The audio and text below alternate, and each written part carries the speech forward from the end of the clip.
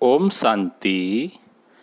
आज 12 मई 2021 की मुरली में बाबा ने कहा, मीठे बच्चे, जब तुम संपूर्ण पावन बनोगे तब ही बाप तुम्हारी बलिहारी स्वीकार करेंगे।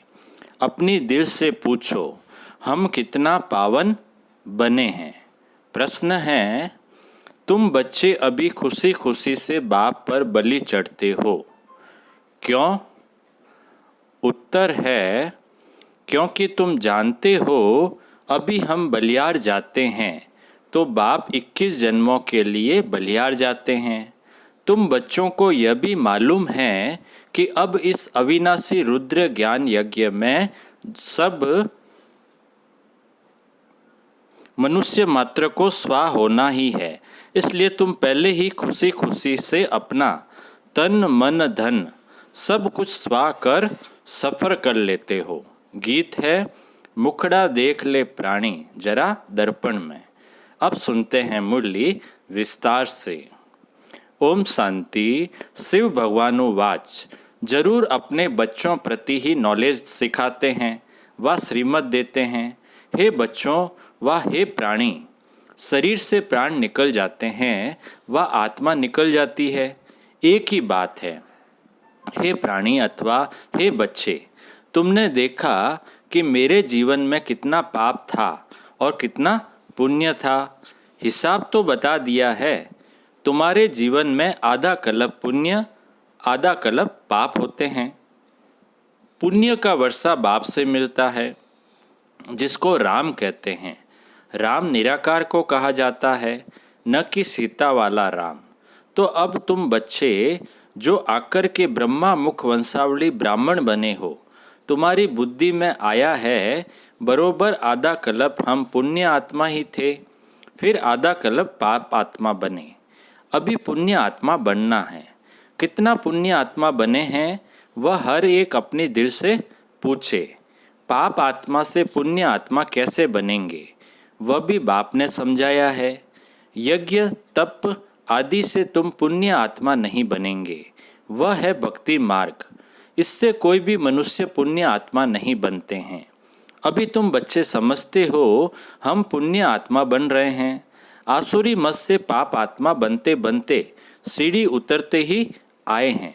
कितना समय हम पुण्य आत्मा थे वह सुख का वर्षा लेते हैं, ये किसको पता नहीं है। उस बाप को याद तो सभी मनुष्य करते हैं, उनको ही परमपिता परमात्मा कहते हैं। ब्रह्मा विष्णु शंकर को परमात्मा नहीं कहेंगे और किसको परमात्मा नहीं कह सकते हैं। भल इस समय तुम प्रजापिता ब्रह्मा कहते हो, परंतु प्रजापिता को कभी भक्ति मार्ग में याद नहीं करते हैं। याद सभी फिर भी निराकार बाप को ही करते हैं। ओ गॉड फादर, ओ भगवान अक्सर ही निकलते हैं, एक को ही याद करते हैं। मनुष्य अपने को गॉड फादर कह न सके, ना ही ब्रह्मा विष्णु शंकर अपने को गॉड फादर कह सकते हैं। उनके शरीर का नाम तो है ना, एक ही गॉड फादर है, उनको अपना शरीर नहीं है। भक्ति मार्ग में भी शिव की बहुत पूजा करते हैं। अभी तुम बच्चे जानते हो शिव बाबा इस शरीर द्वारा हमसे बात करते हैं। हे बच्चों, कितना प्यार से कहते हैं, समझते हैं मैं सर्व का पतित पावन सदगति दाता हूँ। मनुष्य बाप की महिमा करते हैं ना, लेकिन उनको ये पता नहीं है कि 5000 वर्ष बाद आते हैं। जरूर जब कलयुग का अंत होगा तब ही तो आएंगे। अभी कलयुग का अंत है तो जरूर अब आया हुआ है। तुमको कृष्ण नहीं पढ़ाते हैं, श्रीमत मिलती है। श्रीमत कोई कृष्ण की नहीं है। कृष्ण की आत्मा भी श्रीमत से 100 देवता बनी थी, फिर 84 जन्म लेते अब तुम आसुरी मत के बने हो। बाप कहते हैं मैं आता ही तब हूँ जब तुम्हारा चक्र पूरा होता है। तुम जो शुरू में आए थे अब जड़ जड़ीभूत अवस्था में हो। झाड़ पुराना जड़ जड़ीभूत होता है तो सारा झाड़ ऐसा हो जाता है। बाप समझाते हैं तुम्हारे तमो प्रधान बनने से सब तमो प्रधान बन गए हैं। यह मनुष्य सृष्टि का वैरायटी धर्मों का झाड़ है। इसको उल्टा झाड़ कहते हैं। इसका बीज ऊपर में है, उस बीज से ही सारा झाड़ निकलता है। मनुष्य कहते भी हैं गॉडफादर, आत्मा कहती है आत्मा का नाम आत्मा ही है। आत्मा शरीर में आती है तो शरीर का नाम रखा जाता है, खेल चलता है। आत्माओं की दुनिया में खेल नहीं चलता, खेल की जगह ही यह है। नाटक में रोशनी आदि सब होती है, बाकी जहाँ आत्माएं रहती है वहाँ सूर्य चांद नहीं है। ड्रामा का खेल नहीं चलता है, रात दिन यहाँ होते हैं। सूक्ष्म वतन व मूल वतन में रात दिन नहीं होते। कर्म क्षेत्र यह है, इसमें मनुष्य अच्छे कर्म भी करते हैं, बुरे कर्म भी करते हैं। सत्युग त्रेता में अच्छे कर्म होते हैं, क्योंकि वहाँ 5 विकार रूपी रावण का राज्य ही नहीं। बाप बैठ कर्म अकर्म विकर्म का राज बताते हैं। कर्म तो करना ही है, यह कर्म क्षेत्र है। सत्युग में जो मनुष्य कर्म करते हैं वह अकर्म हो जाता है। वहाँ रावण राज्य ही नहीं, उनको हेविन कहा जाता है। इस समय हेविन है नहीं। सत्युग में एक ही भारत था और कोई खंड नहीं था। हेविनली गॉड फादर कहते हैं तो बाप जरूर हेविन ही रचेंगे। यह सब नेशन वाले जानते हैं कि भारत प्राचीन देश है। पहले पहले सिर्फ भारत ही था, यह कोई नहीं जानते हैं। अभी तो नहीं है ना, यह है ही 5000 वर्ष की बात। कहते भी हैं क्राइस्ट से 3000 वर्ष पहले भारत हेविन था। रचयिता जरूर रचना रचेंगे। तमो प्रधान बुद्धि होने के कारण इतना भी नहीं समझते। भारत तो सबसे ऊंच खंड है, पहली बिरादरी है मनुष्य सृष्टि की। यह भी ड्रामा बना हुआ है। साहूकार गरीबों को मदद करते हैं, यह भी चला आता है। भक्ति मार्ग में भी साहूकार गरीबों को दान करते हैं, परंतु यह है ही पतित दुनिया। तो जो कुछ भी दान पुण्य करते हैं पतित ही करते हैं। जिनको दान करते हैं वह भी पतित है। पतित पतित को दान करेंगे, उनका फल क्या पाएंगे? बल कितना भी दान पुण्य करते आए हैं फिर भी गिरते आए हैं। भारत जैसा दानी खंड और कोई नहीं होता। इस समय तुम्हारा जो भी तन मन धन है सब इसमें स्वा करते हो। इनको कहा जाता है राजस्व, अश्वमेध, अविनाशी ज्ञान यज्ञ। आत्मा कहती है ये जो पुराना शरीर है इनको भी यहाँ स्वा करना है, क्योंकि तुम जानते हो सारी दुनिया के मनुष्य मात्र इसमें स्वा होते हैं। इसलिए हम क्यों नहीं खुशी से बाबा पर बलि चढ़ जाएं। आत्मा जानती है हम बाप को याद करते हैं, कहते भी आए हैं बाबा आप जब आएंगे तो हम बलिहार जाएंगे, क्योंकि अब हमारे बलिहार जाने से आप फिर 21 जन्म के लिए बलिहार जाएंगे। यह सौदागरी है। हम बाप पर बलिहार जाते हैं तो आप भी तो 21 बार बलिहार जाते हैं। बाप कहते हैं जब तक तुम्हारी आत्मा पवित्र नहीं बनी है तब तक हम बलिहारी स्वीकार नहीं करते हैं।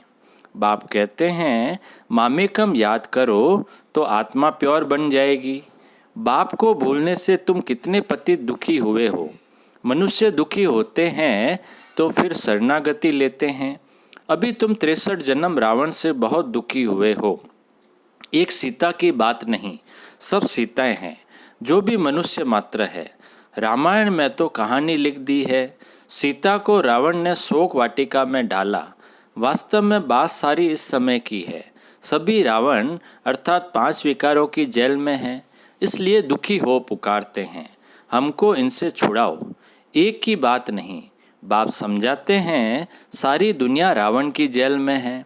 रावण राज्य है ना, कहते भी है राम राज्य चाहिए। गांधी ने भी कहा सन्यासी कभी ऐसे नहीं कहेंगे कि राम राज्य चाहिए, भारतवासी ही कहेंगे। इस समय आदि सनातन देवी देवता धर्म है नहीं और ब्रांचेज है। सत्युग था, एक ही आदि सनातन देवी देवता धर्म था, अभी वह नाम ही बदला हुआ है। अपने धर्म को भूल फिर और अपने धर्म को भूल फिर और धर्म में कन्वर्ट होते जाते हैं। मुसलमान आए, कितने हिंदुओं को अपने धर्म में कन्वर्ट कर लिया। क्रिश्चियन धर्म में भी बहुत कन्वर्ट हुए हैं। इसलिए भारतवासियों की जनसंख्या कम हो गई है, नहीं तो भारतवासियों की जनसंख्या सबसे जास्ती होनी चाहिए। अनेक धर्मों में कन्वर्ट हो गए हैं। बाप कहते हैं तुम्हारा जो आदि सनातन देवी देवता धर्म है वह सबसे ऊंच है। सतो प्रधान थे, अब वही बदलकर फिर तमो प्रधान बने हैं। अब तुम बच्चे समझते हो, ज्ञान सागर पतित पावन जिसको बुलाते हैं वही सम्मुख पढ़ा रहे हैं। वह ज्ञान का सागर, प्रेम का सागर है। क्राइस्ट की ऐसी महिमा नहीं करेंगे। कृष्ण को ज्ञान का सागर पतित पावन नहीं कहा जाता है। सागर एक होता है, चारों तरफ ऑलराउंड सागर ही सागर है। चारों तरफ ऑलराउंड सागर ही सागर है, दो सागर नहीं होते हैं। यह मनुष्य सृष्टि का नाटक है, इसमें सबका अलग अलग पार्ट है। बाप कहते हैं मेरा कर्तव्य सबसे अलग है। मैं ज्ञान का सागर हूँ, मुझे ही तुम पुकारते हो हे पतित पावन, फिर कहते हो लिबरेटर। लिबरेट किससे करते हैं यह भी कोई नहीं जानते। तुम जानते हो हम सत्युग त्रेता में बहुत सुखी थे, उसको स्वर्ग कहा जाता है। अभी तो है ही नर्क, इसलिए पुकारते हैं दुख से लिबरेट कर सुखधाम ले चलो। सन्यासी कभी नहीं कहेंगे कि फलाना स्वर्गवासी हुआ, वह फिर कहते हैं पार निर्वाण गया। विलायत में भी कहते हैं लेफ्ट फॉर हेवनली अबॉर्ड। समझते हैं गॉड फादर पास गए। हेवनली गॉड फादर कहते हैं बरोबर हेवन था, अब नहीं है। हेल के बाद हेवन चाहिए। गॉड फादर को यहाँ आकर हेवन स्थापन करना है। सूक्ष्म वतन मूल वतन में कोई हेवन नहीं होता है, जरूर बाप को ही आना पड़ता है। बाप कहते हैं मैं आकर प्रकृति का आधार लेता हूँ। मेरा जन्म मनुष्य मुहाफिक नहीं है। मैं गर्भ में नहीं आता हूँ, तुम सभी गर्भ में आते हो। सत्युग में गर्भ महल होता है, क्योंकि वहाँ कोई विकर्म होता नहीं जो सजा भोगे, इसलिए उनको गर्भ महल कहा जाता है। यहाँ विकर्म करते जिसकी सजा भोगनी पड़ती है, इसलिए गर्भ जेल कहा जाता है। यहाँ रावण राज्य में मनुष्य पाप करते रहते हैं। यह है ही पाप आत्माओं की दुनिया, वह है पुण्य आत्माओं की दुनिया, स्वर्ग। इसलिए कहते हैं पीपल के पत्ते पर कृष्ण आया। यह कृष्ण की महिमा दिखाते हैं। सत्युग में गर्भ में दुख नहीं होता है। बाप कर्म अकर्म विकर्म की गति समझाते हैं, जिसका फिर शास्त्र गीता बनाया है, परंतु उसमें शिव भगवानोवाच के बदले कृष्ण का नाम डाल दिया है। अब तुम जानते हो हम बेहद के बाप से बेहद सुख का वर्षा लेते हैं। अभी भारत रावण से श्रापित है, इसलिए दुर्गति हो गई है। ये बड़ा श्राप भी ड्रामा में नूंधा हुआ है।